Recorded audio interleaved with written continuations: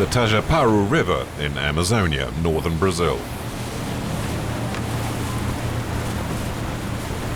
Jesse, aged 14, and Lizette, 11, are trying to grab hold of the boat. This is not a game. It's work. They're not the only ones working the river traffic. Other kids catch a ride to the passenger ferries.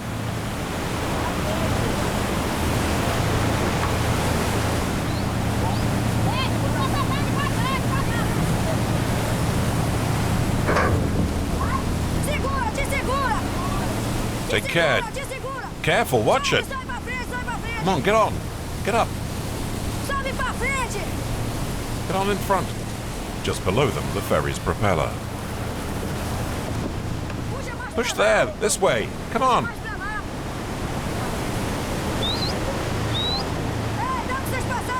Put the rope this side. The swell's too strong, the canoe will tip.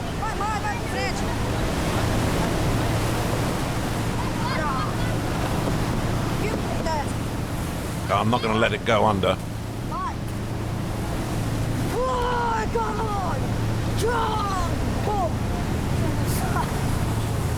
Risking death just to make a few pennies selling jams and sweets.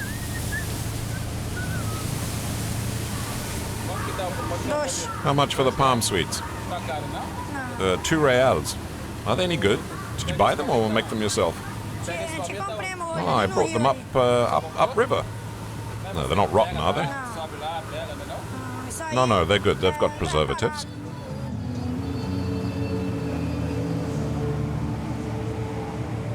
This sort of commerce is unique to this stretch of the river.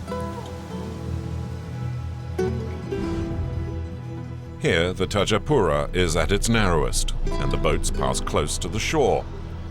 It's the best place for the little canoes to do business. About a dozen canoes have fastened onto the Bom Jesus. The ship's captain maintains speed. He has a schedule to keep to. Palm sweets. I'll take one. Oh, that's 2 reals.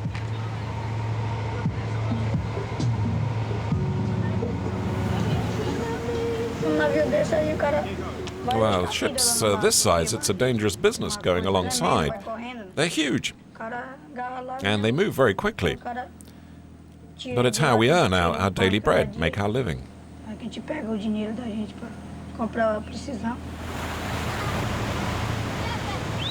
Jesse and his friends know all the large boats they make their livings from, and their crews. Give me something to eat. On board the Bom Jesus, there's always some food put aside for the river kids.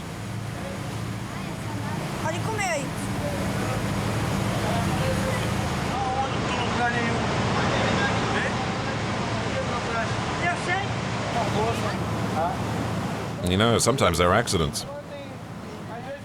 We try and help them out. You know, keep an eye out for them, make sure they're okay. Some of the kids who climbed on board are very young indeed, something that worries Captain Santos. I keep a list of all the children's names. There seems to be more and more of them lately. In fact, there's so many now, especially little ones, less than 6 years old, on their own. I let the authorities know about them, because it's very, very dangerous what they do. Especially at night time. I tell them not to do it at night. By day, it's okay. It's fine. Under Brazilian law, the river captain is responsible in case of accidents. Hey, be careful! Take the rope from the middle. Tie it up. That's it. Come on, okay. Let's go now.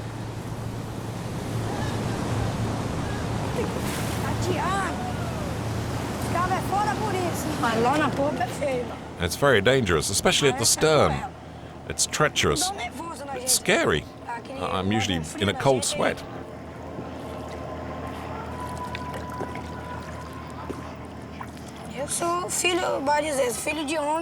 I'm big enough to work on my own now.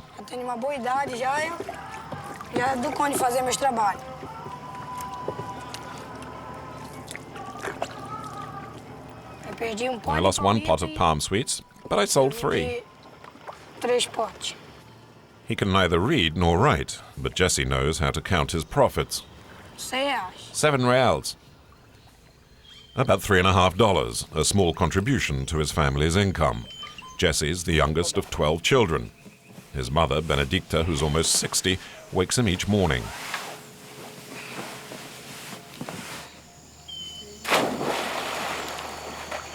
Jesse's lived in this house on stilts all his life. It's a life that revolves entirely around the river.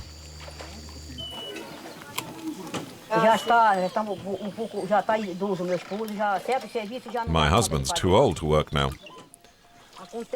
Sometimes we get up in the morning and there's nothing to eat for the whole day. We hope there'll be something for the next day. It's just the way it is out here. Sometimes we eat, sometimes we don't.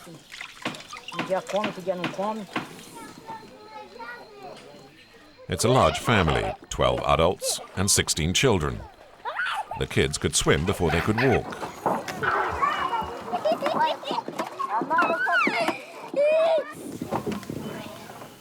Jesse's grandfather settled here from Portugal at the turn of the last century, during the rubber boom, and later during the expansion of the logging and timber industry. In the Amazonian basin, the rivers are the main arteries for virtually everything. This ship from New Zealand has come to pick up a consignment of tree trunks. The waterways a constant ebb and flow of people and trade. These barges are the public transport system. Bus, train and tram all rolled into one.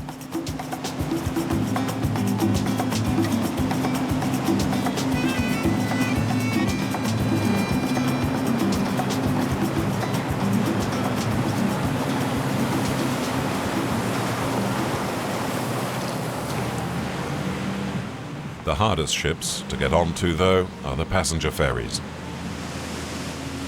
1,500 tons of iron and steel traveling at 30 kilometers an hour. Jesse knows the safest place to board is in the bow, far from the dangerous eddies at the stern.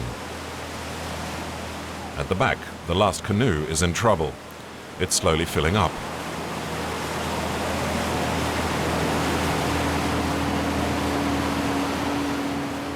The father paddles furiously as his son desperately tries to scoop out the water.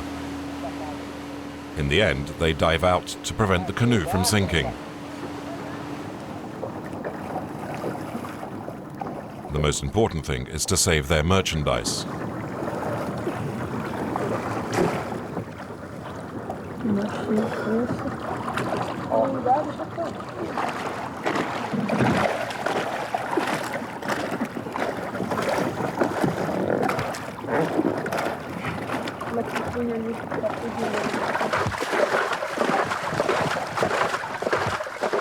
Meu filho. It's my son's fault. He wasn't listening to me and didn't scoop the water out as quickly as he should have. I've only been doing this for about 2 months. Before, I was in the timber business in the jungle.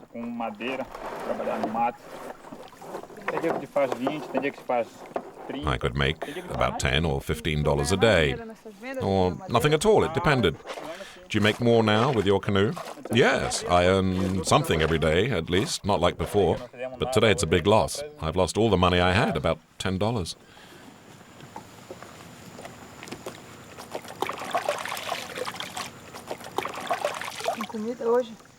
Have you eaten today? No, nothing at all. And the money I had for shopping is now at the bottom of the river.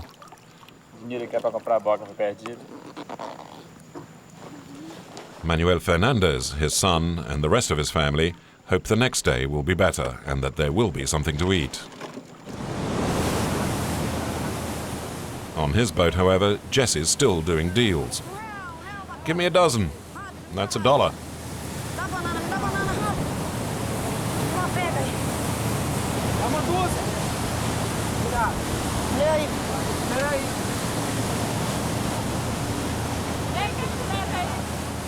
I've got bananas, ikupis, passion fruit, and palm hearts.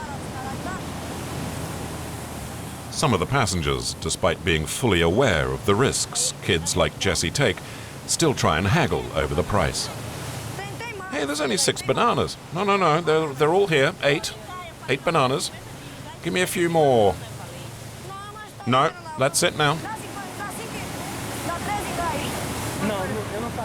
You wouldn't catch me doing that. It's too dangerous. If they fall, they could die. They'll be sucked under the boat's propellers.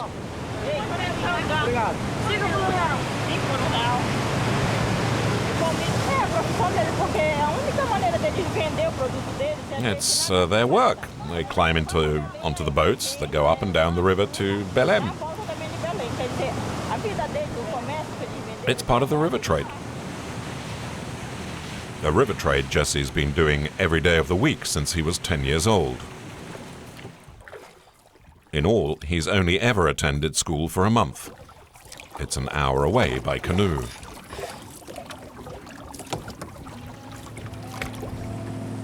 Fazer reflorestamento, plantar novas árvores, para quê? Para elas substituírem as árvores que foram derrubadas. Estão entendendo? Existe uma dificuldade muito grande. There aren't enough canoes around here. That's what the grown-ups say. That's why the kids don't come to school. Other kids have to work the boats in order to make enough to feed themselves or buy clothes, so they don't have time to go to school. Eu gosto de vir para aula, mas vim todo dia. You should go to school every day. If you only go once or twice a week, it's not worth it. May as well not go at all. But listen, studying is important. It opens the door to so many things.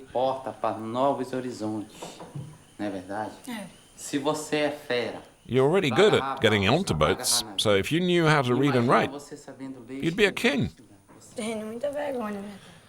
I'm ashamed that at my age I can't read or write. I don't even know how to write my own name.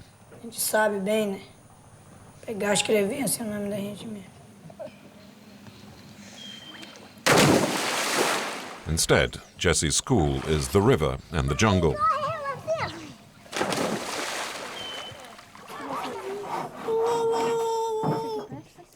And his teacher, his elder brother, Toninho, who's 26 years old.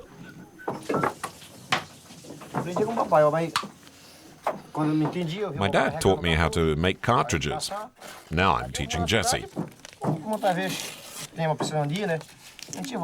I never wanted to live in town. We go when we need to, but I'm happy here. I've had some work offers in town, but I've turned them down. Here you're free to do what you like, when you like. Life's fairly calm here. You just need to know how to get by. I think it's important I learn to do many things, like my brother. How to build a boat, make things out of wood, clear the jungle, and work like that.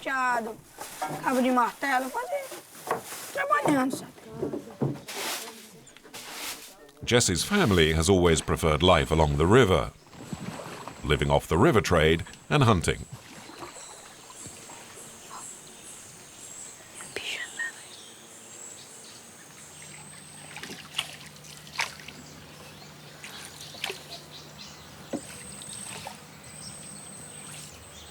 Ali, ó. Tá aí, ó.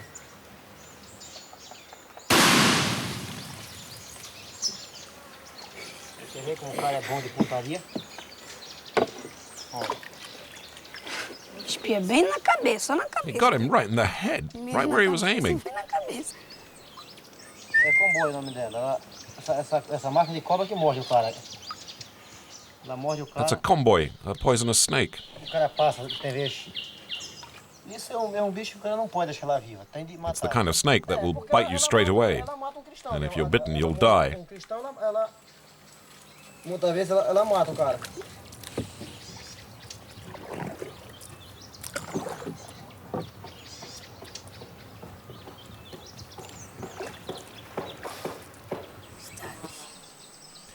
over there somewhere, look.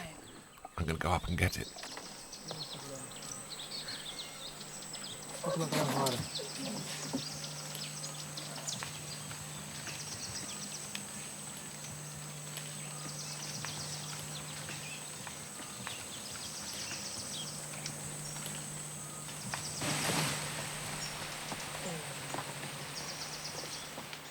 Opa, tem.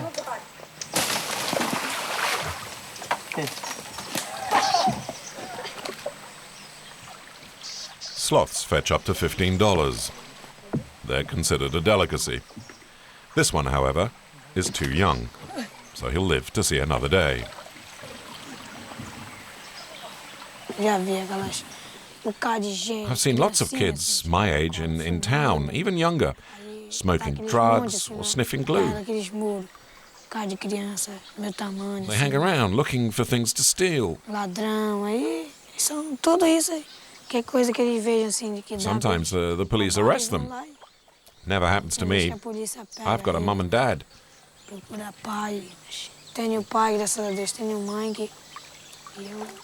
And God keeps me on the right path.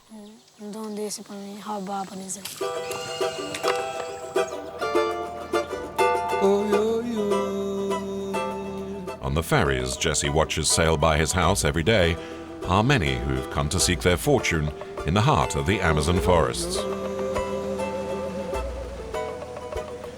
This elderly man is Ulysses, and he's happy to tell anyone who cares to listen about a treasure hidden in the depths of the jungle. I've heard that along the river Juma, there used to be an old gold mine, a real Eldorado right in the heart of the jungle. I heard so much about it, I decided to go and look for myself. The story spread rapidly and was soon front-page news. All of which led to the biggest gold rush in Brazil for more than 20 years. To get there, thousands of miners hitched a ride on the boats that head deep into the jungle. It's a dangerous journey.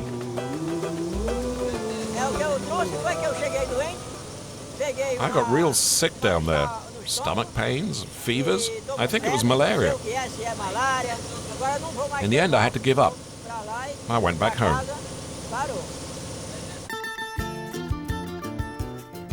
To find this Eldorado, it's a matter of leaving the Tajapuru and heading upriver along the Amazon into the heart of Brazil. 20,000 people live in Apuí, a town built up around a few paved roads in the middle of nowhere. 3 months ago, no one had ever heard of it. But then gold was found in the jungle about 80 kilometers away. Since then, at least 10,000 prospectors have passed through Apuí on their way to Eldorado. Two of the latest newcomers are Amerigo and Big Yuze.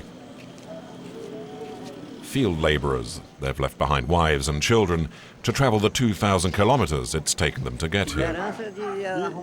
Our hope is to strike gold. Yeah, find gold and get rich.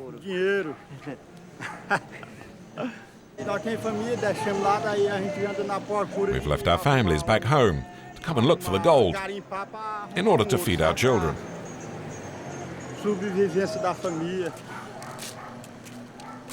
To finance their gold fever, Amerigo and Yuze have sold up all their belongings back home.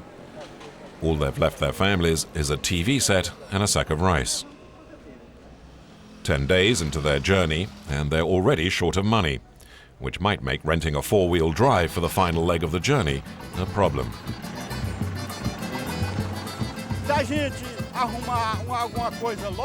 If we strike it lucky quickly, then we're heading back home ASAP. If it takes longer, it takes longer. We've put what money we had towards this trip, and we've left our families with nothing.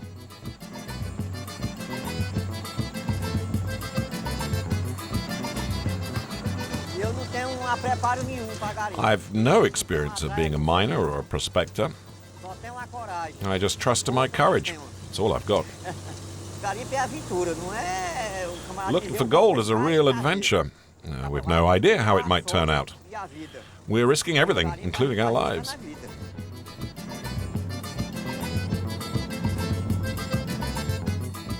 At the end of the track, a row of tents on the riverbank. But the journey still isn't over. This elbow of water juts into the jungle. It's the river Juma that leads to Eldorado. To go any further, you need to pay. The ticket to a dream is about $20 for a 2-hour boat ride.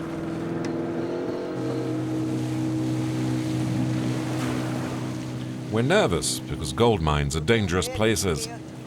Our families have to be worried about us because we have no means of letting them know how we're doing. They know nothing about what might go wrong in the gold mine, and for that matter, neither do we. After about 20 kilometers, some splashes of color begin to show through the dense jungle. Here finally is the Eldorado of so many dreams. To the adventurers, the place looks like a slum.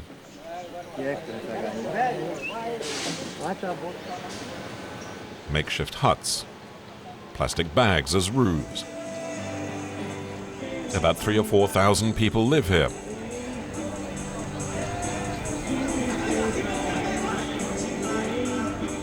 It's a small town that sprung up, complete with bistros, businesses, a hairdresser, and even a dentist. Generators provide power, and it's even possible to catch the latest football matches. The bingo is about to start. Win a 50cc motorbike. Buy your cards right now, friends. The minimum wager is 1 gram of gold per card. Here, the currency is literally gold dust. No effort is spared to ensure the miner's gold doesn't remain with its rightful owner for long. Amerigo and Yuze are a little lost. This is not what they expected to find.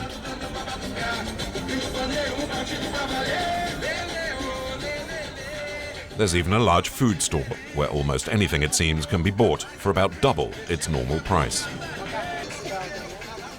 The owner, Mercedes, took the gamble of coming here, and she's making the most out of it. Jams, thermos flasks, drinks. I sell a lot of those. Sweets sell well too. Coffee, soups, noodles. Even radios get sold. I've been in the business for a long time. It's in my blood. I love selling stuff. But here it's in gold, where the real money lies. Which is how Mercedes makes her biggest profits, by buying up the miner's gold for cash. Almost $20 a gram, which she later sells on at a 10% profit. Amerigo and Yuze stick it out. Eldorado seems to hold its promise. There's gold for everyone, including for the new arrivals. And there's no time to lose. They head for the main seam, some 3 kilometers along this jungle path.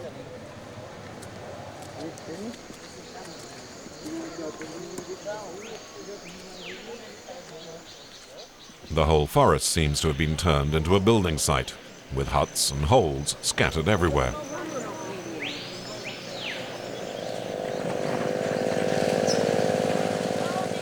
Just 3 months ago, this gentle river flowed through virgin jungle. Today, it's a battleground between man and nature as the prospectors sift through the earth 12 hours a day. And colleagues pan the dirt through the water in the hope of finding a few specks of gold. Blinded to danger in their frantic search for gold, some risk being swallowed by the very earth they're exploiting. I've been digging for 6 days. 6 days of hard work. So far, we haven't found much gold. But we're hopeful. It's there somewhere, because we've already seen some flecks.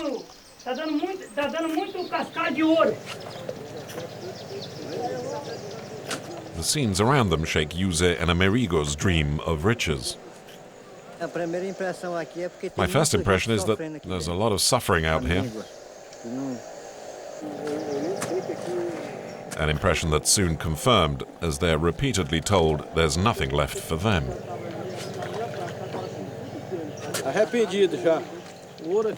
I'm sorry to have come all this way. There's hardly anything here. We managed to find some work, but it's just 2 grams of gold a day in pay. That's barely enough to get by on. I'm still hopeful. I've got my faith. If God grants us our health, we'll make it. To survive in this jungle, you need to be well off. Food is twice as expensive here as in town. At almost $4, this meal might be the last they can afford. In the restaurant, a video endlessly repeats the news reports that sparked the gold rush across Brazil. Uma equipe de TV chega pela primeira vez ao lugar onde acontece uma nova e espetacular corrida do ouro, bem no coração da floresta amazônica. Ouro bruto. Ouro que brota de novo Eldorado no meio da selva. Amerigo and Yuzu were among those hypnotized by the pictures of bucketfuls of gold and the false promise of a new Eldorado. Nossa expedição começa no terminal hidroviário de Manaus. Eles fizeram uma propaganda enganada mesmo. Hey, it's a crime what they did. It's dishonest. It's misleading, these reports. Comprou sítio por 20 mil reais, vendeu por 15 mil. One guy out here told me he'd sold his house and left his family because he was sure he'd find plenty of gold. A sua ideia, se você chegar... Hey, you've just arrived. What do you think? Nós chegamos hoje, aí a gente... Yeah, we've just got here. We really need to find work because we've nothing left. Not even to buy food. Yeah, I've been out here for 2 weeks now. I still haven't found any work. I've asked around everywhere, but there's nothing. No one's offering work. We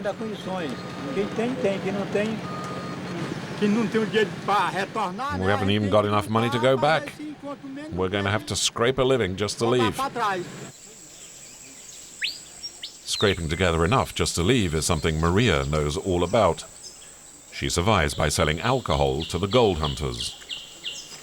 Olha 51, vai querer ou não vai? Cachaça! Buy my cachaça!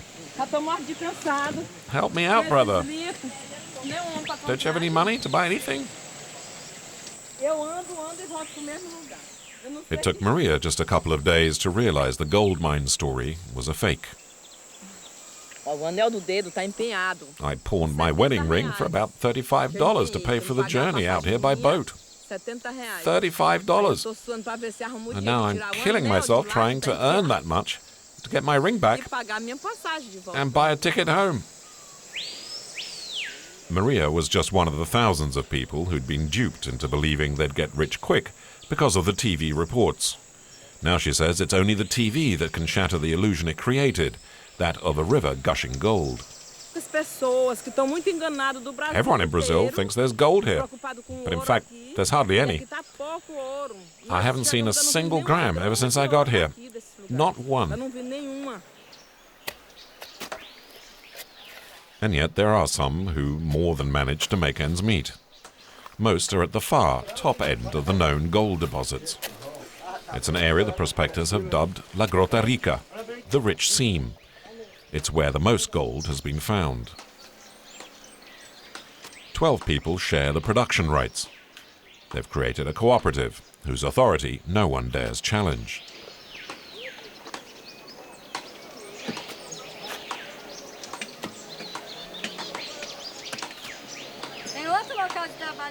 Luciana is one of the 12 owners. A nanny back home in town looks after her 3 children. She's become a respected businesswoman. We dug up this part of the mountain, and we put all the earth over there.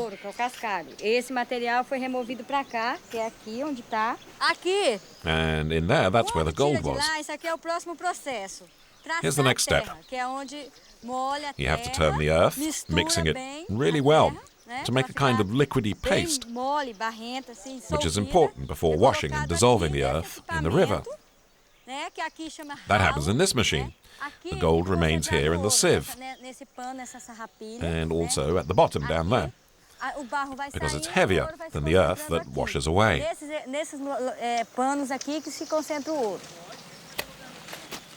This method means Luciana's workers never see even the tiniest speck of gold.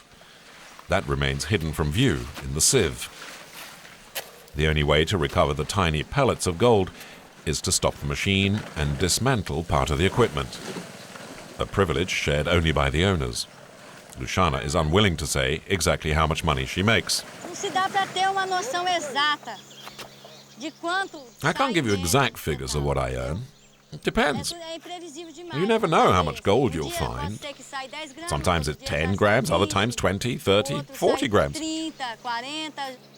Luciana has been indiscreet. Another owner brings her back in line. Hi, neighbor. They'd like to know all about it, but you have to be very careful what you tell them. This is what you should say. There's hardly any gold here, and we make just enough to be able to eat. But we're hoping for better times in the future. So how many grams did you get today? I don't know yet. I haven't done the maths.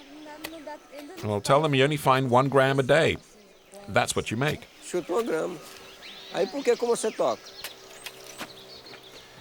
But Luciana has admitted to finding between 10 and 40 grams a day. Her neighbor owns the identical size in land, but when asked, admits to only very small amounts of gold. On average, about half a gram, I'd say. Half a gram? Yeah, just 0.5. 0.5 of a gram a day. 0.5 por dia. We get buckets full of gold here. Don't say that. Well, in some places we do. Listen, the truth is we're all pretty poor up here. We're trying to earn enough to feed our families. We've got families, kids, wives. And that's about as much as the owners will say. It's obvious some make a decent living, while the vast majority can only dream of riches.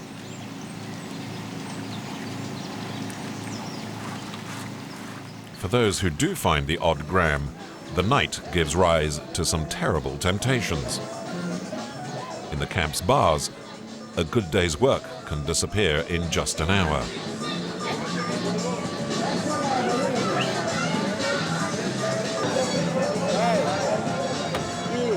Improvised casinos are set up, and one roll of the dice will decide whether you keep your pay or not. As always, it's the bank that stands to win the most. And for those who can afford them, there are even a few girls available.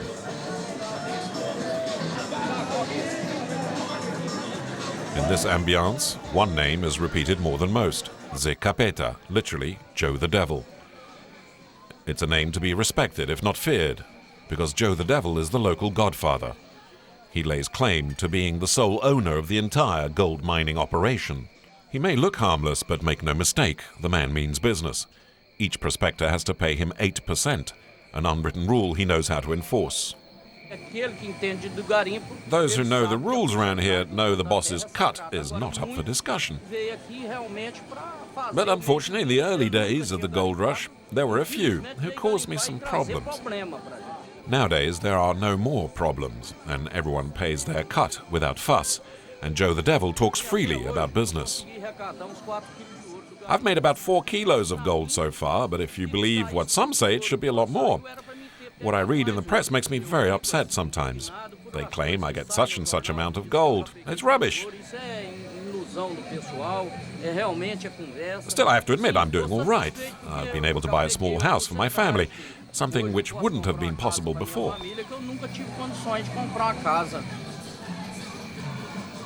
The 4 kilos of gold Joe the Devil admits to making is nevertheless worth nearly $80,000. For Jose and Amerigo, that amount of money is virtually inconceivable. Their last banknotes spent, they've found no one willing to hire them and have made their way back to the riverbank at the lower end of the shantytown. If we had the money, we'd have left by now. But we don't, so there's not much we can do. It's a nightmare. Everything we dreamt about, hoped for, it's just in tatters. We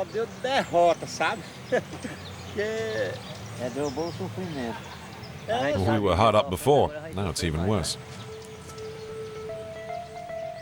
Amerigo and Yuze aren't even close to going back home. Like many others before them, it will probably take them weeks to earn enough to escape the jungle.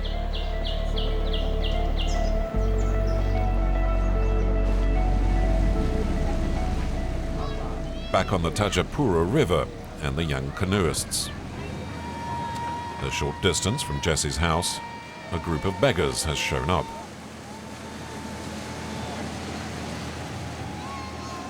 Most of them are kids. Many are less than 5 years old. They're too small to get on board the passing ships, so to attract their attention, they shout. It's for the kids down there. Oh, look how small they are in the canoe. It's for the little canoes over there. It's clothes. You're throwing them down some food? No, just clothes, but sometimes we give them food or clothes. I prepare the sacks for the kids beforehand.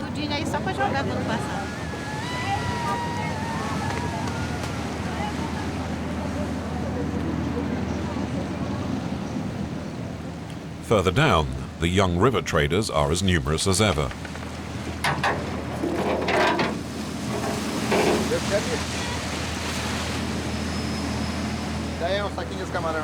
Okay, give me some shrimps.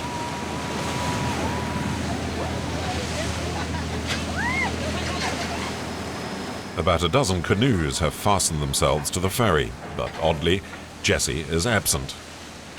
It's unlike him to miss the opportunity to make a few reals.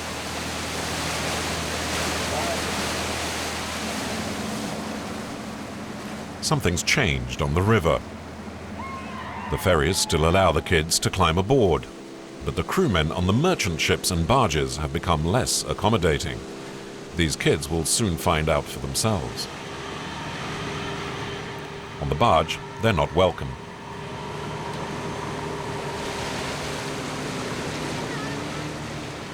No chance of selling anything here. And for some of the crew, the kids don't cast off quickly enough. One man even threatens to cut the ropes that tether the canoes. Ah, you chicken! You see how he cut the rope? He was scared of us, that guy up there. No, it happens a lot. They don't want us to tie up alongside. It's dangerous. But we do it anyway. We're not scared of them. They might insult us, but we answer them right back. I feel like smashing them with my paddle.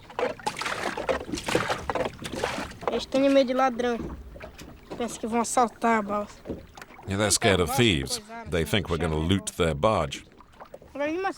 Sometimes they even pull guns on us just to scare us. And we tell them, all right, go ahead, shoot. And then we wave our machetes at them, and they back off. They're scared. The crews, however, have good reason to be cautious. Over recent months, incidents of piracy have increased on the river. Bandits who hold up the merchant boats at gunpoint during the night use the same type of canoes as the kids. On the barges, everyone is on edge. No one's allowed on board at nighttime. No one. Nighttime on this river is dangerous. There have been a lot of hold-ups. So we can't be sure who's in the small canoes these days. I've had friends who've been robbed on their boats right here, on this stretch of the river. Some people have even been killed. God is our only protection. We're scared, but we've got to work. On the banks of the Tajapuru, Jesse's family is in mourning. The youngster was shot and killed a few weeks earlier by the captain of a river barge. For Jesse had turned to crime and become a pirate himself. He was killed trying to hold up a barge at gunpoint.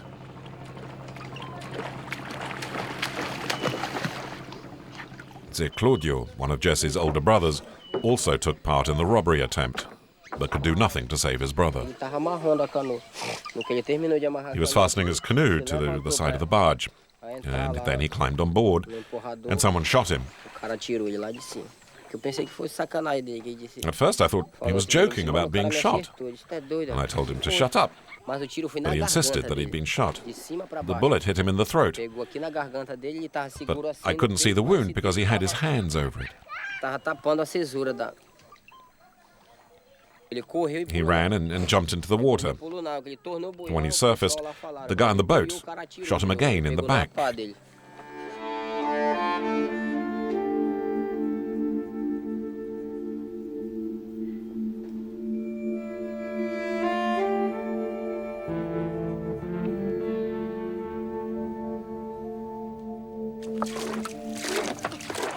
His family knew that Jesse had become a criminal. Benedicta, his mother, always felt that things would end badly. God had warned us this would happen to our family. It was a prophecy, and I trust in the word of our Lord. So I'm resigned to it. Thanks to God, I have the strength.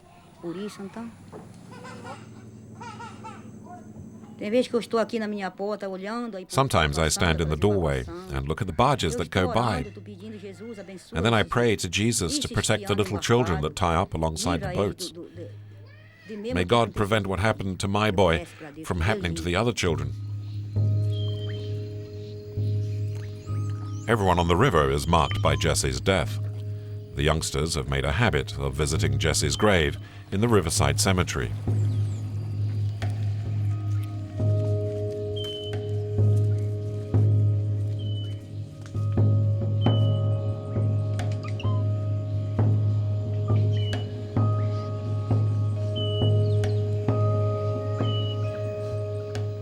Misael, 13, was Jesse's favorite nephew.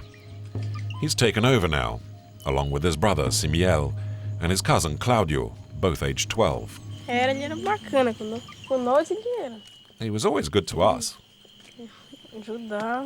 He used to give us a few coins whenever he could. He taught me how to tie up alongside the boats.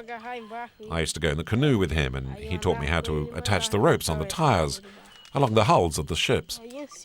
And I slowly learned how to do it. He taught me as well. He used to buy stuff for me, clothes, that sort of thing.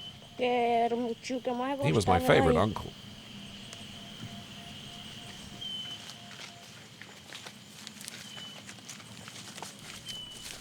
Despite the incident, life and trade on the river must go on.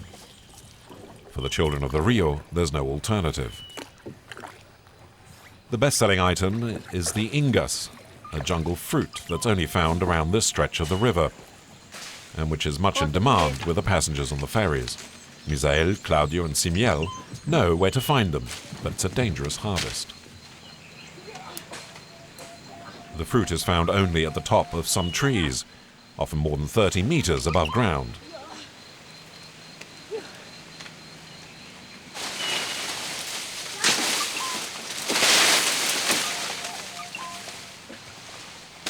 Four ingas sell for 1 real, barely 25 cents.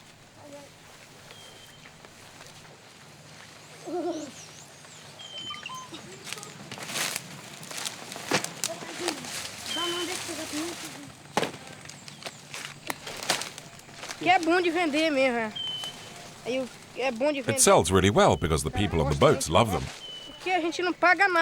They cost us nothing. We just have to climb up and pick them. It's one of the gifts from God. They're for us to pick and sell, and for the animals like monkeys to eat.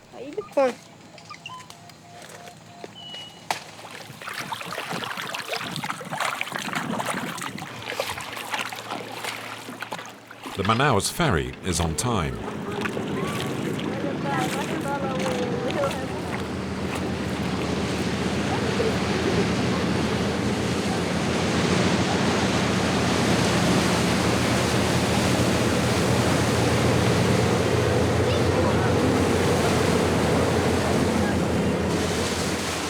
The kids have to rush because the boat is fast. With each passing minute, they are swept further and further from home.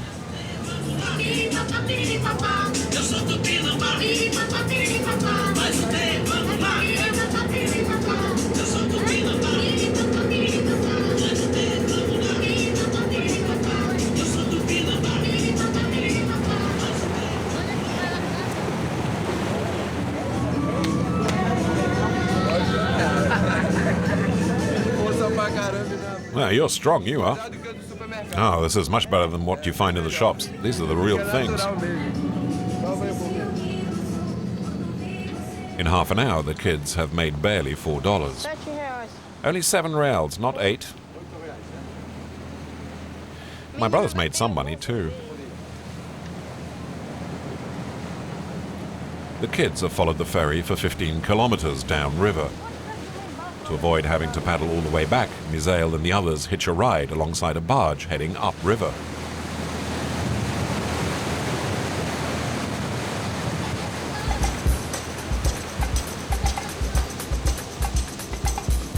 The crew knows the kids, and they're free to ride along on the impromptu water taxi, which saves them 4 hours of paddling.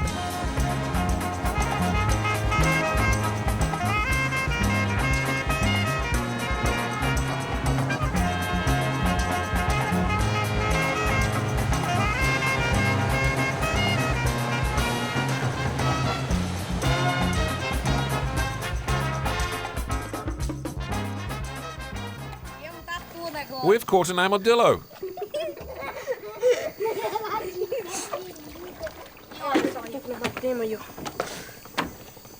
The armadillo is a welcome surprise. Misael hadn't spotted one for more than a year. It must weigh about 10 kilos. When it's boiled, all this dark part and the shell will come off.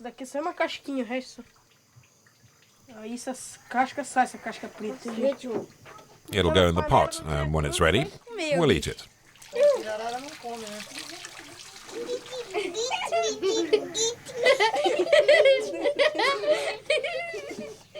It's a rare treat for the kids, because meat of any sort is luxury in these parts.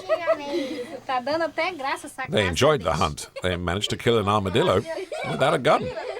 Sem espingarda, sem nada, mataram tatu. There's more than enough for the whole family, even though there's 11 of us. There's a lot of meat on an animal like that. We'll give some to our cousins. There'll still be enough left over.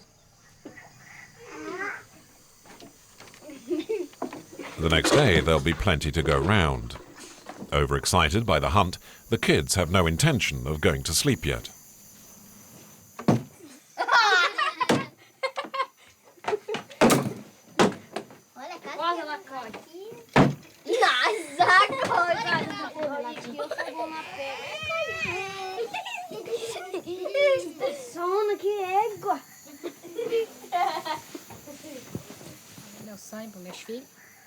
What I hope for my kids?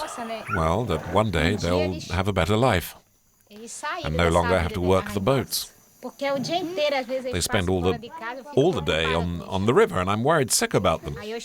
I really want them to have a better life than this.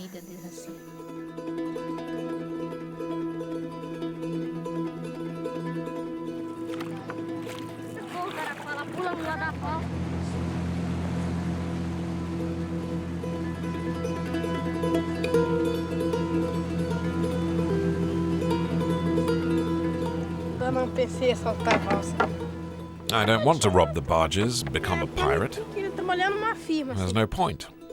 When I grow up, I want to work in the timber industry. There's decent pay every month, and it's honest work.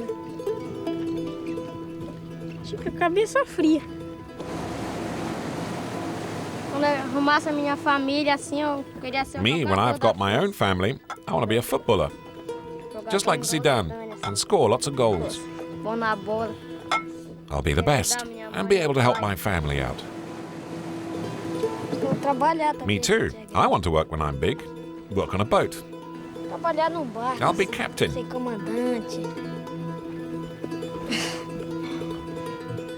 And I'll get married.